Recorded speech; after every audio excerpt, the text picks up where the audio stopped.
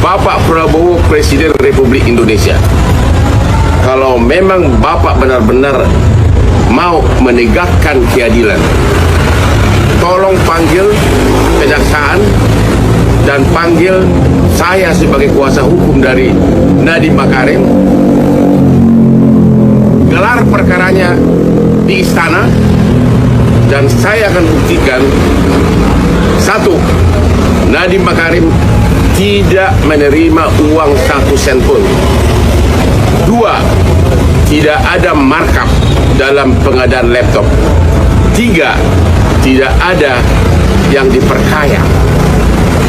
Sekali lagi, saya hanya membutuhkan 10 menit untuk membuktikan itu di depan Bapak Prabowo, Presiden Republik Indonesia, yang pernah jadi klien saya 25 tahun. Seluruh rakyat Indonesia ingin agar benar-benar hukum ditegakkan, dan inilah saatnya saya akan membuktikan bahwa Nadiem Makarim tidak melakukan tindak pidana korupsi. Tapi kenapa dia ditahan? Kenapa dia ditahan? Tolong perkaranya pertama kali digelar di istana.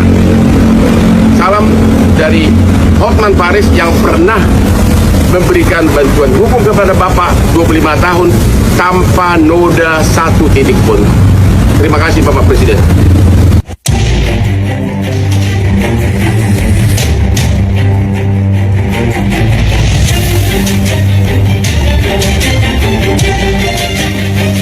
Hotman Paris sebagai kuasa hukum dari Nadiem Makarim. Hasil penyelidikan, jaksa tidak menemukan Nadiem menerima 1 sen pun dari pihak manapun. Jadi tidak ada bukti bahwa Nadiem pernah menerima uang dari siapapun, baik dari vendor maupun dari pihak manapun dalam pengadaan laptop tersebut. Yang kedua, tim kejaksaan juga tidak menemukan adanya markup atas harga dari laptop dan sistemnya, karena semuanya melalui prosedur yang benar. Tidak ada markup sama sekali. Pertanyaannya, korupsinya di mana? Korupsinya di mana? Lembong juga tidak menerima 1 sen pun, tapi diadili sebagai terdakwa perkara korupsi. Sekarang Nadiem Makarim tidak menerima 1 sen pun, dan juga belum ada bukti memperkaya siapapun, tapi sudah ditahan mulai malam ini. Kita akan berjuang di pengadilan. Halo teman-teman, kembali lagi bersama saya di channel ini. Teman-teman, kita telah menyaksikan sebuah cuplikan video yang begitu menarik teman-teman, yang dimana ya bagaimana ya Gibran teman-teman dimakzulkan ya, karena kenapa? Ya karena dia teman-teman ya tidak pantas menjadi wakil presiden Republik Indonesia. Nah, dalam hal ini teman-teman, kalau kita melihat ya bagaimana juga reaksi dari Bapak Prabowo Subianto selaku Presiden Republik Indonesia teman-teman, yang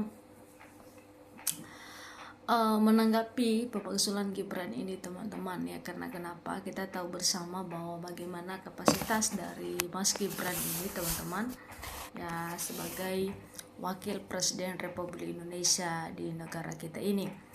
Nah, tentu teman-teman, kalau kita melihat ya beberapa hal dari sudut pandang yang dimana ya Gibran itu tidak pernah ya diutus Bapak Prabowo untuk ke luar negeri ya, karena kenapa? Ya dia tahu kapasitas dari Gibran ini teman-teman yang masih sangat minim. Nah, teman-teman, dalam hal ini kita perhatikan bahwa bagaimana sosok yang Bapak Prabowo senang teman-teman ya, kalau kita tahu bahwa sudah pernah ya AHY diutus ya ke China untuk berpidato teman-teman yang sangat keren sekali ya, bagaimana juga kapasitas dari AHY teman-teman yang begitu membanggakan Indonesia. Nah, teman-teman, dikatakan di sini bahwa apa sebenarnya yang membuat Bapak Prabowo memilih Gibran sebagai calon wapres pada Pilpres? Ya, apakah Gibran memiliki suara sangat banyak atau Gibran menyediakan dana sangat besar? Nah, apakah alasannya terlalu gelap untuk diungkap? Nah, teman-teman, dalam hal ini kalau kita melihat ya bagaimana ya kenapa bisa Bapak Prabowo ini disandingkan dengan si Gibran. Nah, tentu dalam hal ini teman-teman kalau kita melihat juga ya Bapak Prabowo beberapa tahun yang lalu mencalonkan diri juga sebagai Pilpres ya Republik Indonesia dan selalu gagal teman-teman dengan Pak Joko Widodo.